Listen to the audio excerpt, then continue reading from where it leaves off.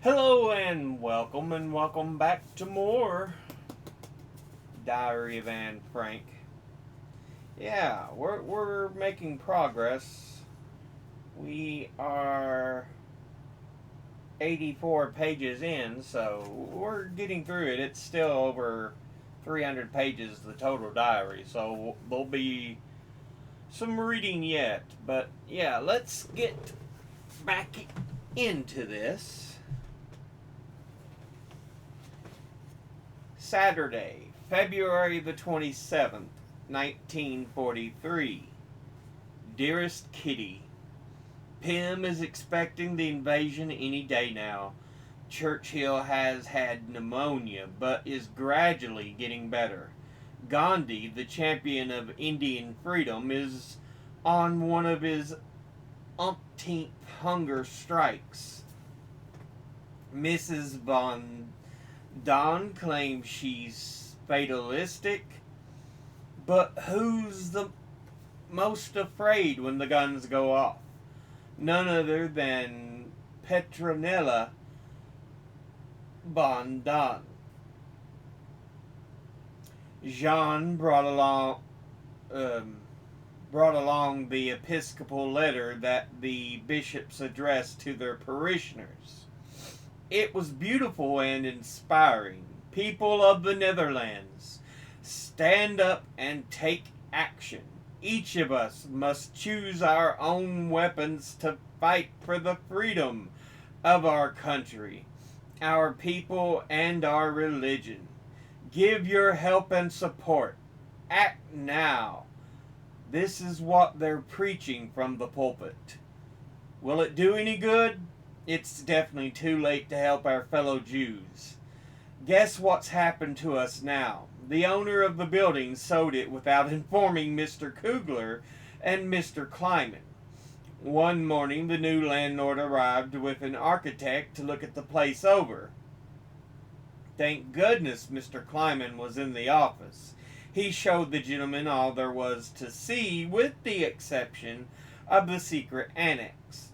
He claimed he'd left the key at home, and the new owner asked no further questions. If only he doesn't come back demanding to see the annex. In that case, we'll be in big trouble. Father emptied a card file for Margot and me and filled it with index cards that are blank on one side. This is to become our reading file, in which Margot and I are supposed to note down the books we've read, the author, and the date.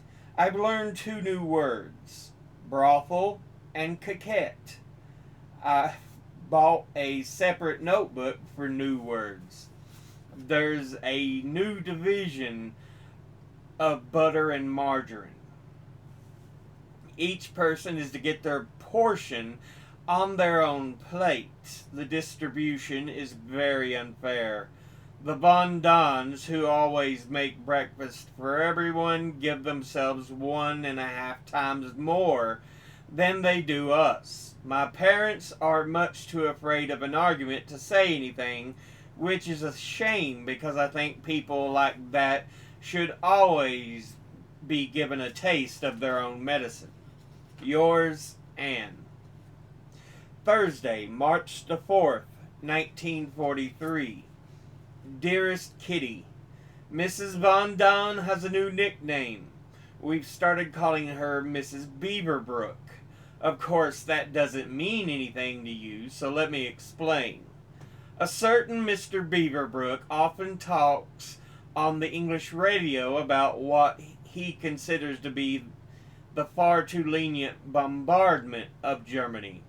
Mrs. Von Dawn, who always contradicts everyone, including Churchill and the news reports, is in complete agreement with Mr. Beaverbrook. So we thought it would be a good idea for her to be married to him, and since she was flattered by the notion, we've decided to call her Mrs. Beaverbrook from now on. We're getting a new warehouse employee since the old one is being sent to Germany. That's bad for him, but good for us. because the new one won't be familiar with the building. We're still afraid of the men who work in the warehouse. Gandhi is eating again. The black market is doing a booming business. If we had enough money to pay the ridiculous prices, we could stuff ourselves silly. Our greengrocer buys potatoes from Wehrmacht and brings them in sacks to the private office. Since he suspects we're hiding here, he makes a point of coming during lunchtime when the warehouse employees are out. So much pepper is being ground at the moment that we sneeze and cough with every breath we take. Everyone who comes upstairs greets us with an achoo. Mrs. Von Don swears she won't go downstairs. One more whiff of pepper and she's going to get sick. I don't think Father has a very nice business. Nothing but pectin and pepper. As long as you're in the food business, why not make candy? A veritable thunderstorm of words came crashing down on me again this morning.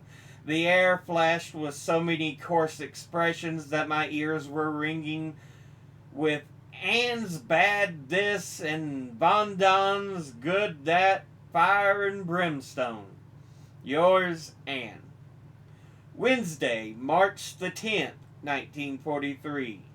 Dearest Kitty, we had a short circuit last night, and besides that, the guns were booming away until dawn. I still haven't gotten over my fear of planes and shooting, and I crawl into Father's bed nearly every night for comfort. I know it sounds childish, but wait till it happens to you. The ack-ack guns make so much noise you can't hear your own voice. Mrs. Beaverbrook, the fatalist, practically burst into tears and said in a timid little voice, "Oh, it's so awful. Oh, the guns are so loud," which is another way of saying, "I'm so scared." It didn't seem nearly as bad by candlelight as it did in the dark. I was shivering as if I had a fever and begged Father to relight the candle. He was adamant. There was going to be no light.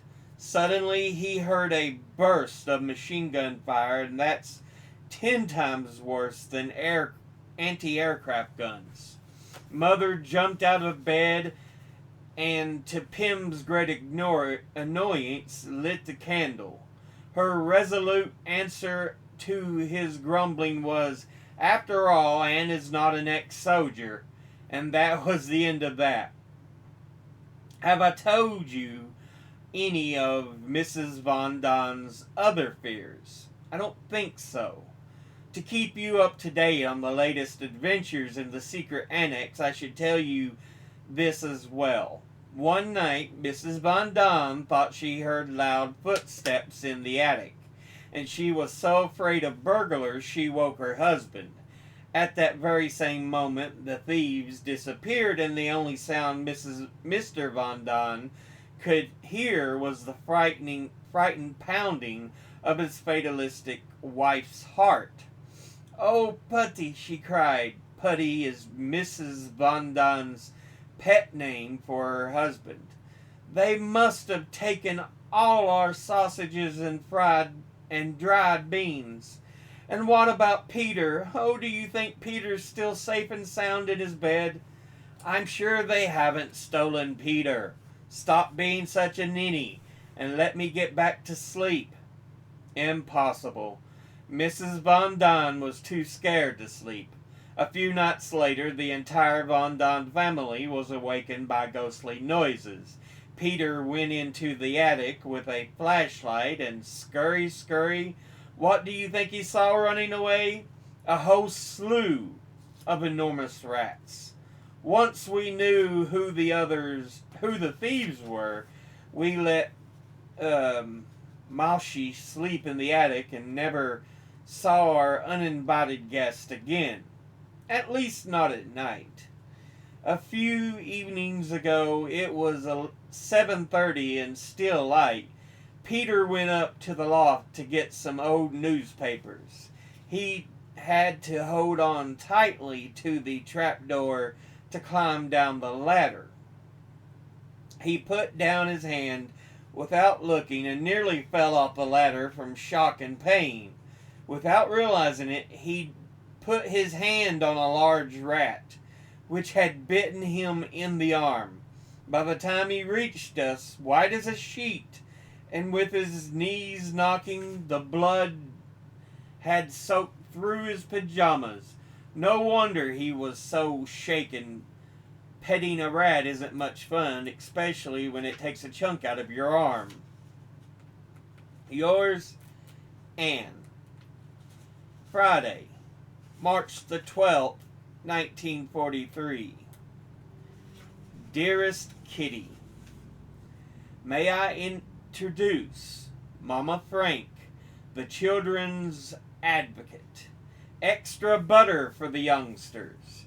The problems facing today's youth, you name it, and Mother defends the younger generation. After a skirmish or two, she always gets her way. One of the jars of pickled tongue is spoiled, a feast for Malshi and Bocci.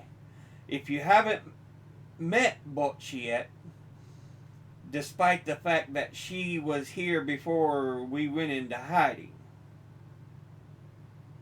Oh, you haven't met Bocci yet, despite the fact she was here before we went into hiding. She's the warehouse and office cat who keeps the rats at bay in the storeroom. Her odd political name can easily be explained. For a while, the firm Geeson Company had two cats, one for the warehouse and one for the attic. Their paths crossed from time to time, which invariably resulted in a fight. The warehouse cat was always the aggressor, while the attic cat was ultimately the victor, just as in politics. So the warehouse cat was named the German, or Bocci, and the attic cat the Englishman, or Tommy. Sometime after that, they got rid of Tommy, but Bocci is always there to amuse us when we go downstairs. We've eaten so many brown beans and navy beans that I can't stand to look at them. Just thinking about them makes me sick. Our evening serving of bread has been canceled. Daddy just said that he's not in a very cheerful mood. His eyes look so sad again. The poor man. I can't tear myself away from the book A Knock at the Door by Ina Baker Bougier. This family saga is extremely well written, but the parts dealing with war, writers, and the emancipation of women aren't very good. To be honest, these subjects don't interest me much. Terrible bombing raids on Germany. Mr. Von Dahn is grouchy. The reason? The cigarette shortage. The debate about whether or not to start eating the canned food ended in our favor. I can't wear any of my shoes, except my ski boots, which are not very practical around the house. A pair of straw thongs were recently purchased for 650 guilders, were worn down to the soles within a week. Maybe Miep will be able to scrounge up something on the black market. It's time to cut Father's hair. Pim swears that I do such a good job he'll never go to another barber after the war. If only I didn't nick his ears so often. Yours, Anne. Thursday, March the 18th, 1943. My dearest Kitty, turkeys entered the war. Great excitement. Anxiously awaiting radio reports. Friday, March the 19th. 1943. Dearest Kitty, in less than an hour, joy was followed by disappointment. Turkey hasn't entered the war yet. It was only a cabinet minister talking about Turkey giving up its neutrality sometime soon. The newspaper vendor in Dam Square was shouting, "Turkey on England's side," and the papers were being snatched out of his hands. This was how we'd heard the encouraging rumor. 1,000 guilder notes are being declared invalid. That'll be a blow to the black marketeers and others like them, but even more to the people in hiding and anyone else with money that can't be accounted for. To turn in a 1,000 guilder bill, you have to be able to state how you came by it and provide proof. They can still be used to pay taxes, but only until next week.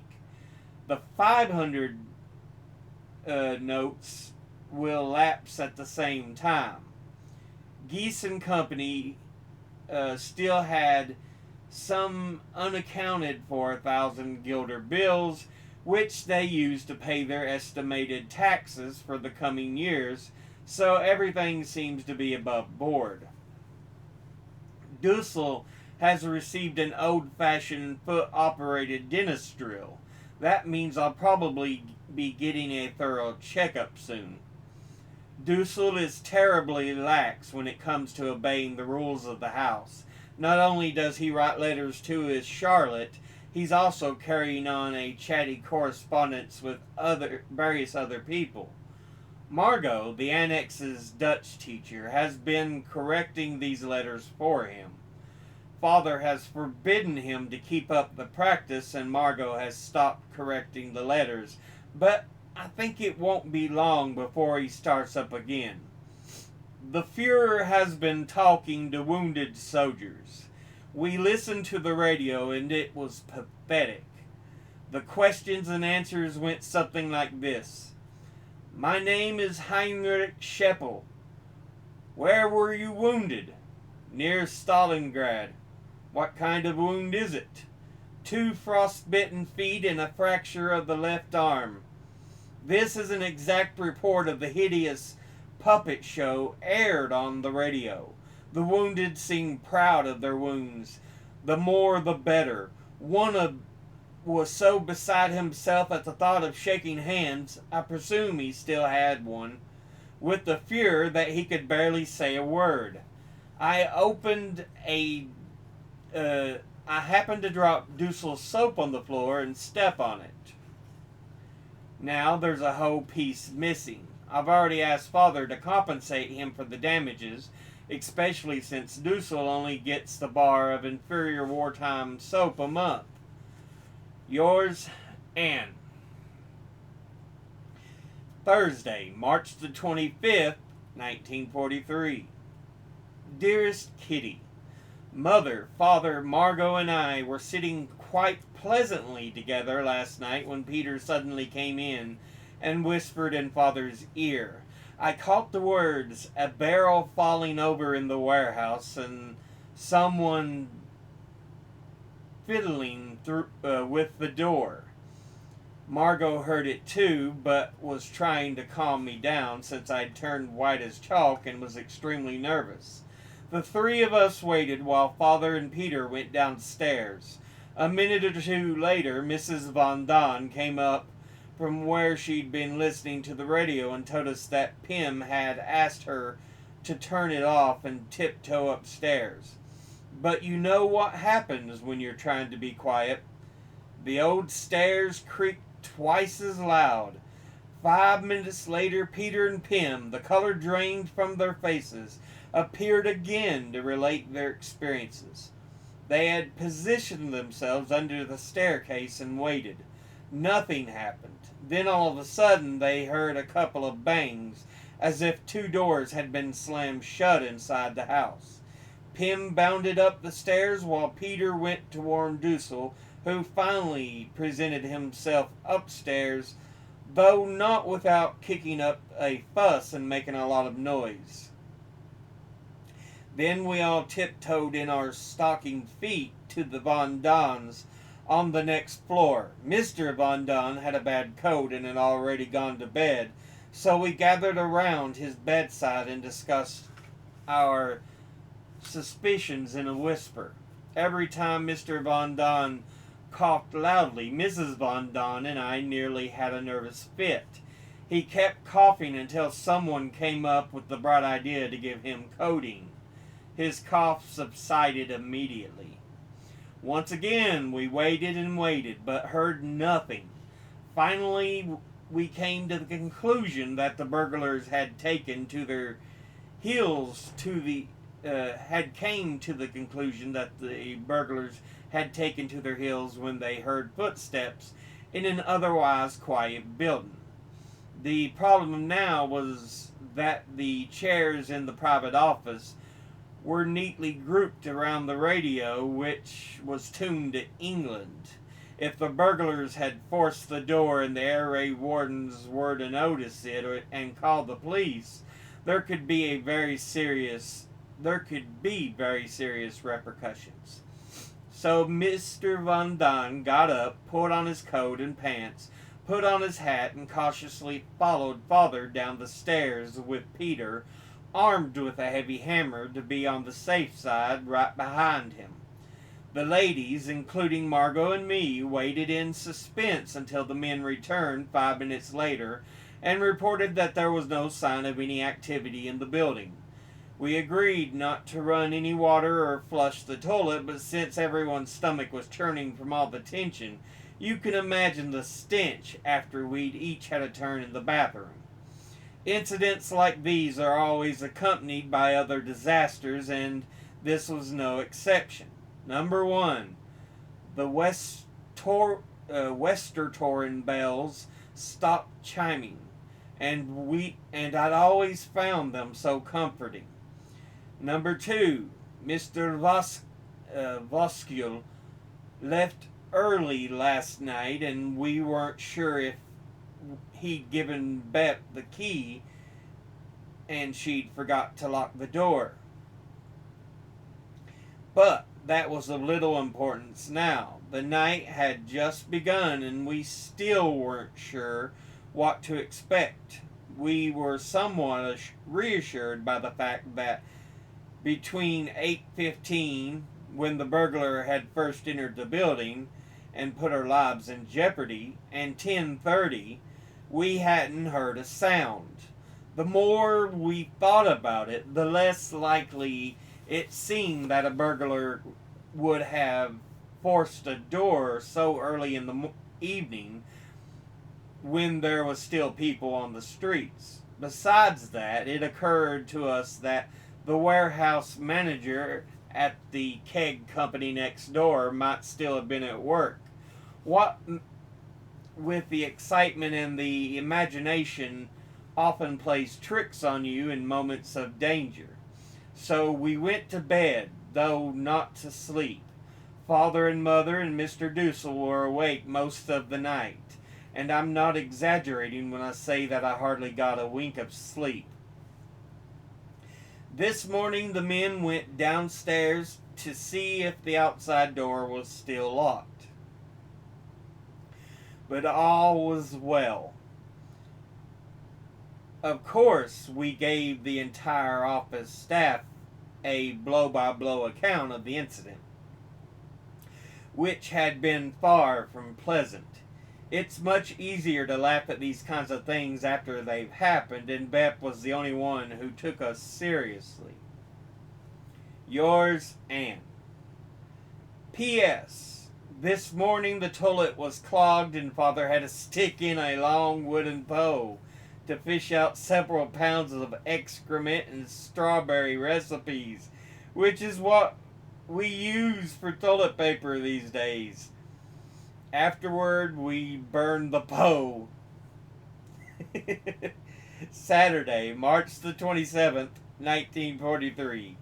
Dearest Kitty, we finished our shorthand course and are now working on improving our speed. Aren't we smart? Let me tell you the more about my time killers. This is what I call my courses because all we ever do is try to make the days go by as quickly as possible so we're that much closer to the end of our time here. I adore mythology, especially the Greek and Roman gods.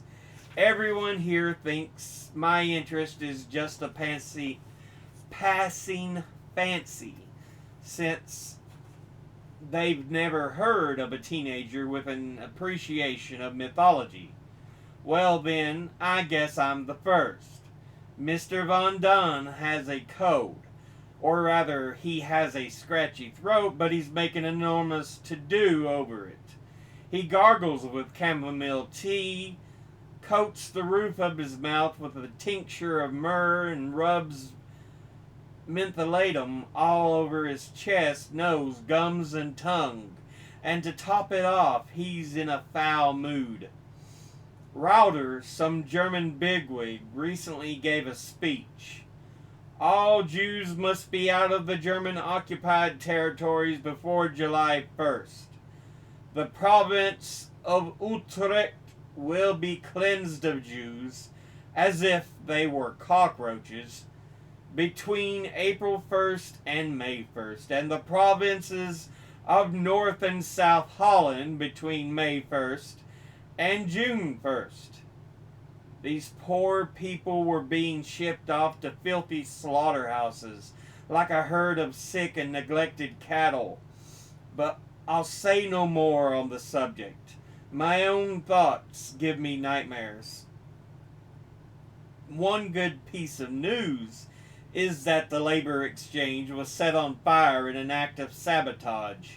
A few days later, the county clerk's office also went up in flames. Men posing as German police bound and gagged the guards and managed to destroy some important documents. Yours, Anne. Thursday, April 1st, 1943. Dearest Kitty, I'm not really in the mood for pranks. See the date. On the contrary, today I can safely quote the saying, misfortunes never come singly. First, Mr. Kleiman, our merry sunshine, had another bout of gastrointestinal hemorrhaging yesterday and will have to stay in bed for at least 3 weeks.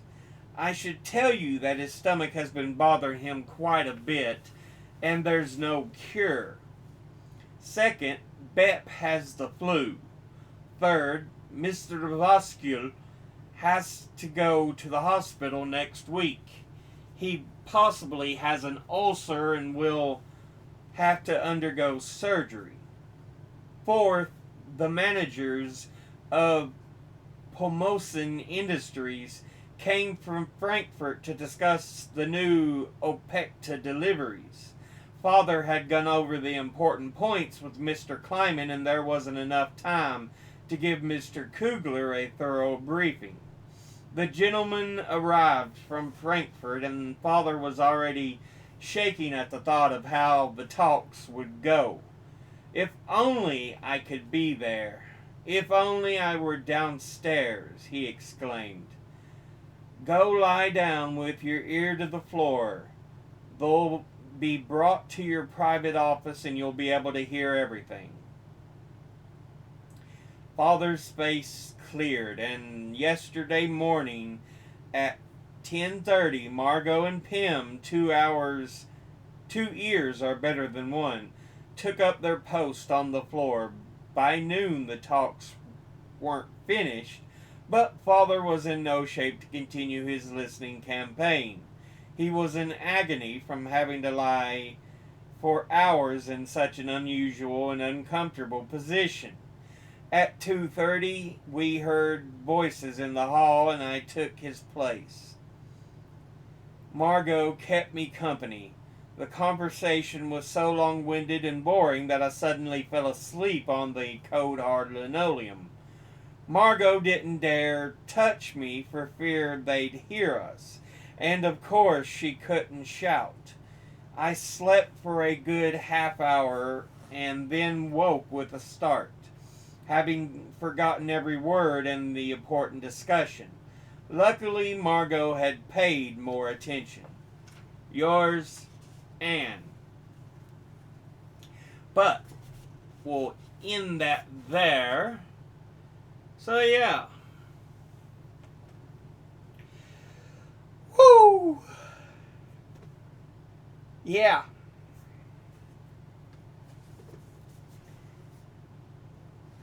So, they try to keep up on the news through the radio.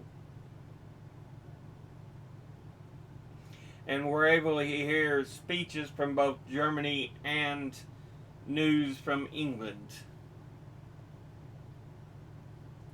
Of course, at this point,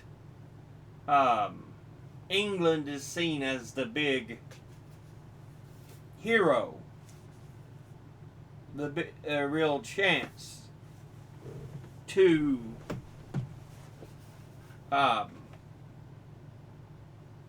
win, the chance at freedom.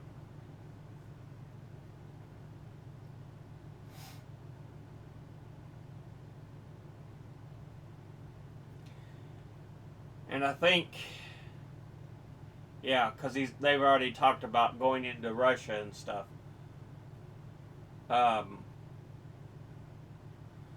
Because they had, it wasn't an alliance, but it was a peace agreement. So they weren't going to bother one another, but of course Germany broke it. Went in after Russia, and yeah, it was one of the more foolish things they did. Russia lost so many lives in that war, but they made Germany suffer.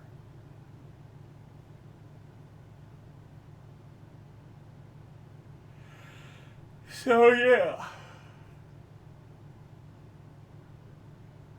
America was having little effect. We had just entered in 1942, so we've not been in the war long.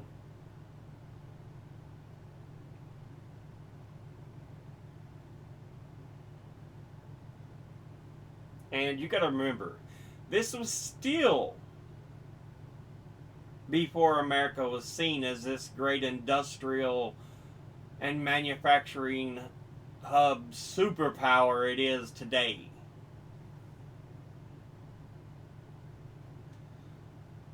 So, I mean, the thought of America entering a war was just, it's appreciated. But, we really need help.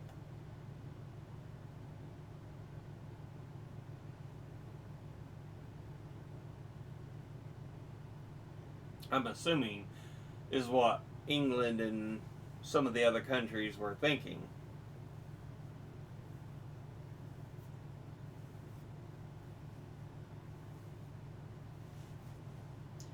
But yeah, we've got a few in the European theater, but most of what we're doing is in the Pacific theater. Because remember, we only entered the war when Japan decided to bomb Pearl Harbor in December of 1941.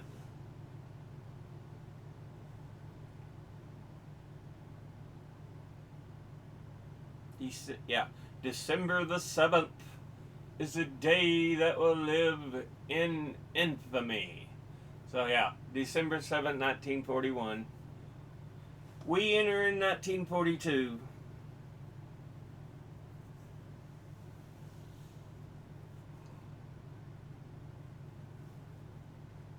Because we were in a war, we were in a peacetime stance.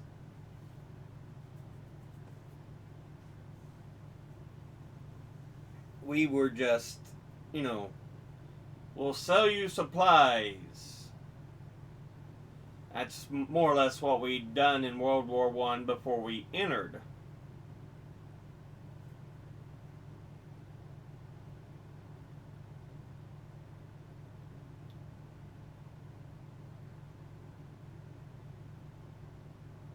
But yeah. So the Franks, the Von Daans, and Mr. Dussel are getting news reports over the radio. She mentions the cat that's there, which she hadn't mentioned before in the diary. But yeah.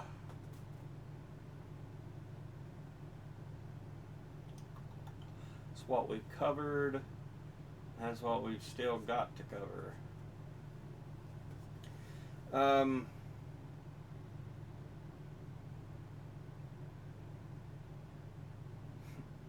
They talked about the conversation Hitler has with troops who had come back, who were injured, and the one troop's like says, "Where did you get injured?" St. Petersburg. What kind of injury was it? Both feet were frostbitten. Remember that that's in the winter, in the code of Russia. Always code. It had the same effect on Napoleon when he tried to invade Russia. But yeah, both feet were frostbitten and he had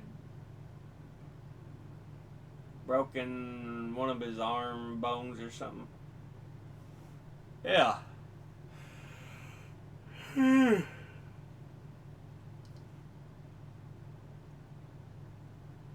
It might have been a very different story if he hadn't broken his peace treaty with Russia. Because before that point, all you had was the Western Front.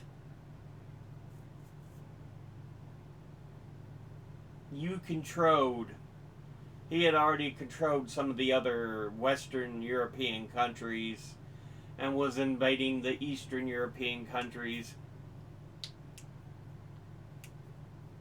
The only real threat in Europe was Britain and then a number of other allies. France fell quickly to the German blitzkrieg because they were still suffering from the First World War. The First World War was devastating. And the Allied powers, Britain, France, and the U.S., ultimately would come out on top. But for France, it would leave them highly devastated. They would have trouble recovering. Germany, of course, would be suffering because so many sanctions were placed upon them.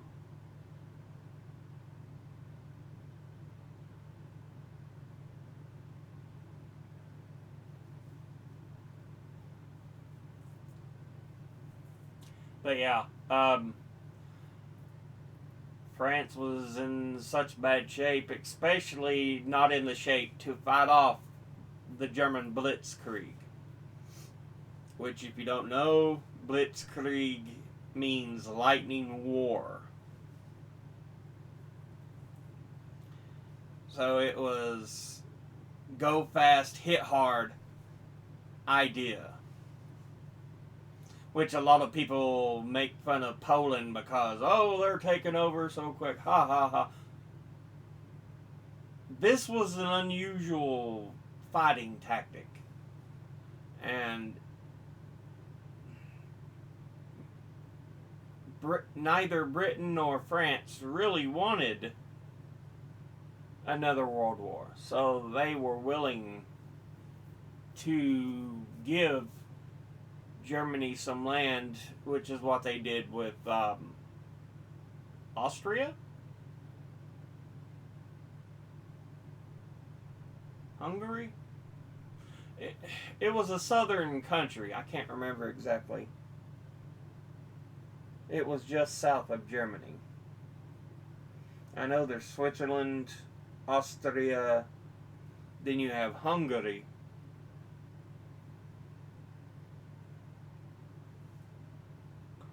But I can't remember exactly who it was they were just given part of. But, yeah, Poland was, it was quick, they were quickly devastated. And now it's kind of a joke and everything. Oh, Poland, ha, the Poles, blah, blah, blah. But, yeah, the Blitzkrieg is just a tough thing to beat.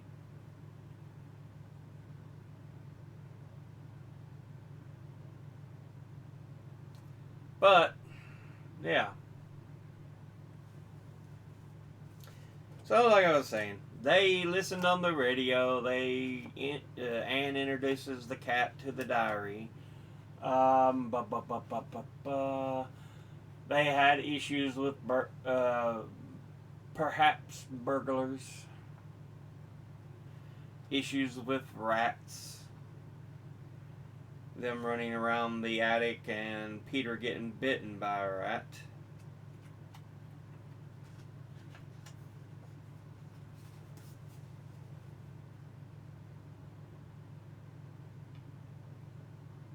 But you can see how desperately they want the war to end when they're like, Turkey's going to enter.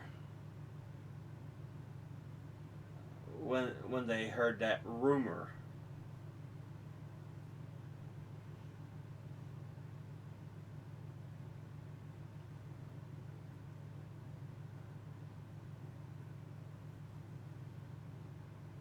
But we'll end this episode here. It's been a long one already. As always, educate thyself. Think, read, study, learn. Someone tells you something you have trouble believing, ask them to cite their sources. Thank you all for watching. I'll see you all in the next one. Until then, later.